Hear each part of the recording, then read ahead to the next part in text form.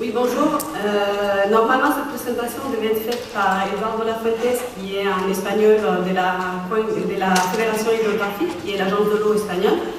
Mais malheureusement, il n'a pas pu venir au dernier moment, donc mon collègue Nicolas, parce que je travaille par que du Morvan, m'a demandé de présenter à sa place. Vous devinerez pourquoi, mon côté espagnol. C'est moi qui vous les présente. Du coup, j'ai pu discuter avec eux, c'est un projet assez intéressant. C'est un programme européen aussi, un livre plus, sur la rivière. Ça passe quoi? Ça va le Rex, non? Ah, ça? Alors, c'est un projet également sur la continuité écologique de la rivière qui s'appelle Segura, qui est située au sud-est de l'Espagne, dans la région de Murcia, pour ceux qui connaissent, qui est une région très aride, avec des pluies très très faibles. Vous voyez, au niveau annuel, on est à moins de 450 mm, mais par contre, il y a des fortes pluies à des périodes très concentrées. Donc c'est un cours d'eau qui est très fragmenté, avec énormément d'ouvrages tout le long. Et le programme qu'ils ont construit a choisi de travailler sur la partie médiane du cours d'eau, parce qu'il y avait Natura 2000, parce qu'en amont c'était déjà en très bon état, et en aval c'était en trop mauvais état. Donc sur la partie médiane qui sont choisis, il y a 9 ouvrages, dont on va voir, il y a 8 qui ont pu être enlevés, il y en a un qui restera au milieu. Ce que je vais vous parler, c'est un cours d'eau un peu particulier, avec des débits qui peuvent passer de 7 à 2000 mètres cubes secondes en 15 minutes. Oui, ils m'ont confirmé que c'est vrai. On a posé la question, c'est effectivement vrai, mais vous voyez, effectivement, on a l'impression, le cours d'eau en bas à gauche, on a l'impression d'un parking. Non, c'est bien un cours d'eau qui est rempli d'eau en cas des pluies torrentielles. Donc, tous les barrages qui sont sur ce cours d'eau servent soit pour l'irrigation, soit pour l'hydroélectricité. Et certains, tout en amont, servent aussi pour la lutte contre les inondations. Ils sont vides, ils se remplissent uniquement en cas de forte pluie. Quelques données qui m'ont transmises sur l'Espagne. Je vous disais, dans cette partie-là, il n'y a que l'agriculture et l'irrigation et l'hydroélectricité, mais en Espagne, il y a aussi quand même une vingtaine d'ouvrages qui sont concernés pour la partie eau potable, plutôt. Mais Espagne, apparemment, a le record de nombre d'ouvrages par kilomètre carré et par capita. Donc voilà, il y a un nombre d'ouvrages très importants qui ont été construits, comme on a vu dans les présentations de ce matin, entre les années 50 et 2000 majoritairement. Ça, c'est le bassin versant de la rivière qui s'appelle Segura, qui a 19 km².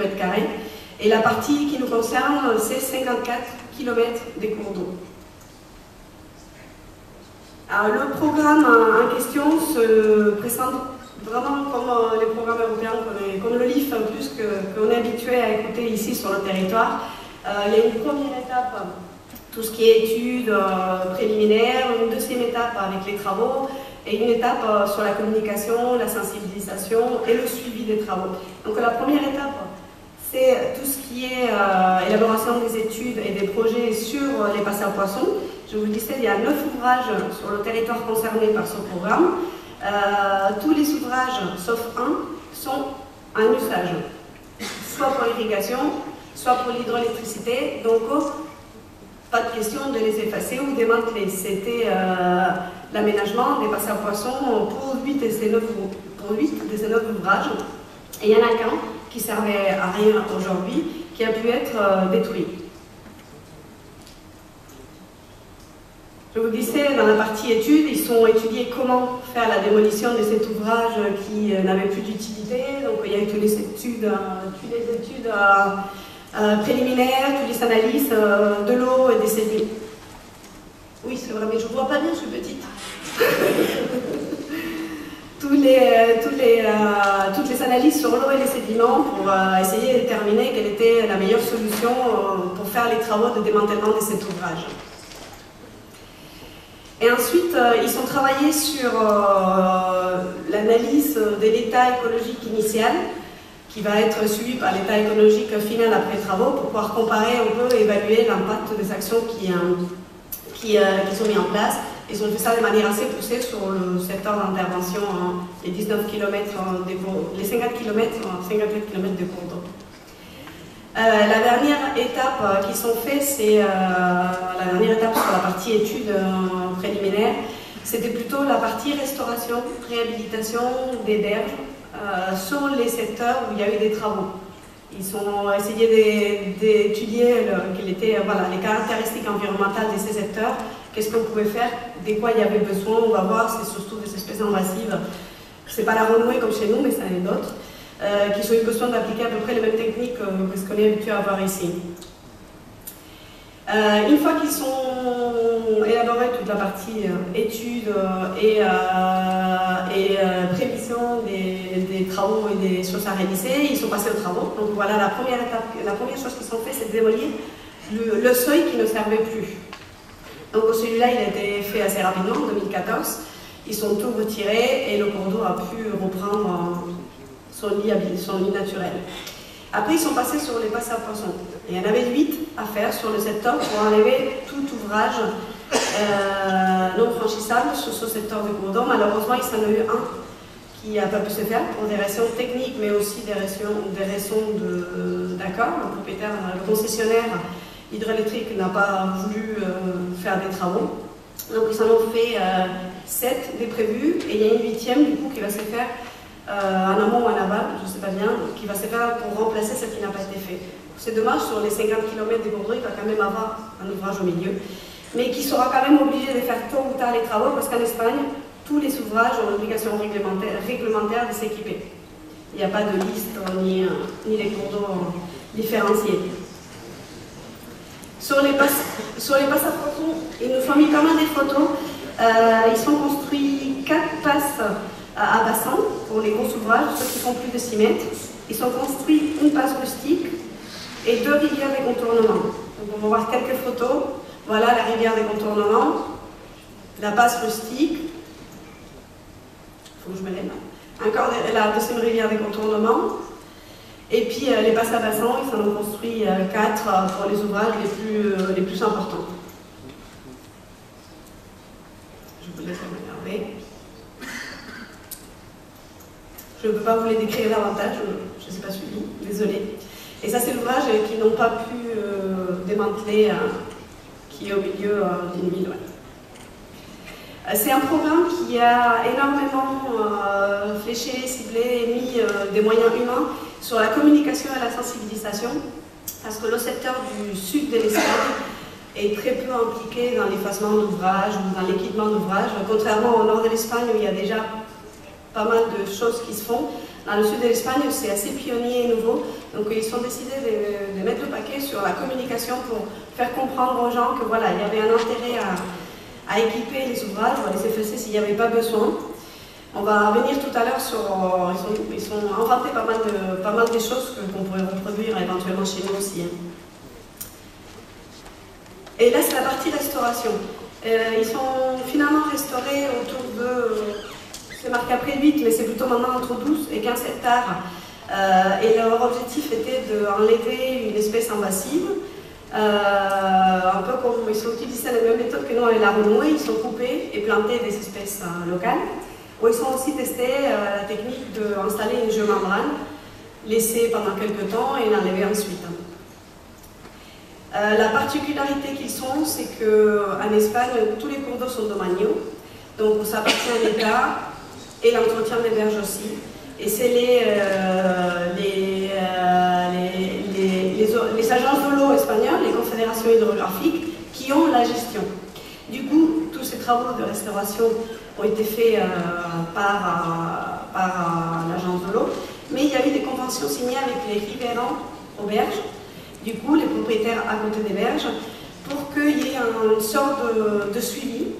Ils s'engagent, les propriétaires riverains s'engagent à suivre, à informer l'agence de l'eau, à arracher quelques plantes si ça sort, informer s'il y a des soucis, et du coup on peut intervenir rapidement en cas de problème, et en échange, ils ont le droit de choisir entre une liste d'espèces pour que voilà, ça leur convient davantage. Et apparemment, ça c'est bien marché, cette forme de partenariat. Oui, ce que je vous disais. Dans le programme, ils sont, comme dans tous les programmes LIFE, ils sont en suivi, en monitoring des actions assez poussées, avec un suivi physico-chimique, hydrobiologique, piscicole et floristique assez poussé sur pas mal de points sur le territoire concerné.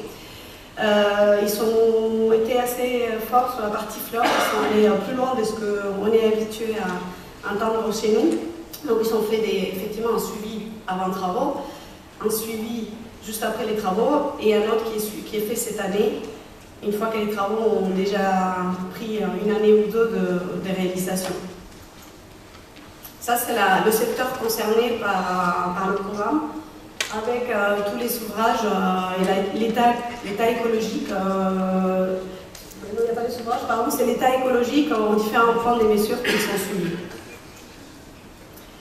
Ce programme, il a une particularité, ils m'ont bien insisté sur cette partie-là, c'est le côté socio-économique, le côté communication. Donc ils ont fait des études, des entretiens individuels, à travers les réseaux sociaux aussi, avant la mise en place du programme LIFE, mais également après, pour essayer de savoir comment les gens interprétaient ou voyaient la rivière avant travaux, après travaux, pour essayer d'appréhender le côté social de ces travaux-là. Ils sont très contents des résultats et ils pensent que c'est vraiment dû au fait qu'ils ont mis vraiment énormément des efforts sur la communication. Ils ont inventé plein de choses et on en a listé quelques-uns. Il y a eu des courses, il y a eu des ateliers, il y a eu évidemment des présentations dans des colloques techniques comme aujourd'hui, mais aussi dans des bars, dans des lieux un peu moins habituels. Ils ont fait, oui, c'est le stade. Ils ont fait beaucoup des journées bénévoles, surtout pour la partie restauration, ce qu'on appellerait ici des classes d'eau, des animations auprès des enfants. Mais il y a eu aussi des concours de dessin, des concours de photos, des courses de vélo, des courses de bateaux, voilà, il y a eu des soirées avec des paellas aussi. Ils ont mis énormément d'efforts pour essayer de faire passer l'information. Ils m'ont dit, pour nous, ce qui était le plus important, c'était voilà, on faisait les travaux pour améliorer la continuité de ces cours d'eau, mais il faut que les gens commencent à comprendre, dans un territoire où il y avait rien qui s'est passé, quel est l'intérêt de ces travaux. Ce que je n'ai pas dit tout au début, c'est que ce programme il est porté par l'Agence de l'espagnol, la Confédération hydrographique, mais ils le font en partenariat avec la région, avec une association locale et avec, je ne me rappelle plus. Ok, c'est pas grave. Je trouverai un partenariat. Et du coup, c'est une particularité qu'ils sont mis en place, c'est qu'ils n'ont pas comme nous, par exemple, où il y a 2 personnes pleinement dédiées à ça, plus des partenariats. Il n'y a personne qui est dédié pleinement à ça, il y a plein de fonctionnaires et ils délèguent énormément d'actions aux prestataires, privés aussi, y compris dans l'animation, dans la coordination. Ce n'est pas uniquement pour la partie maîtrise d'œuvre ou réalisation d'études liées vraiment à des projets. Je vous remercie de m'avoir écouté, et puis si vous avez des questions, on essaiera de les répondre, sinon on demandera les réponses aux Espagnols pour vous les apporter.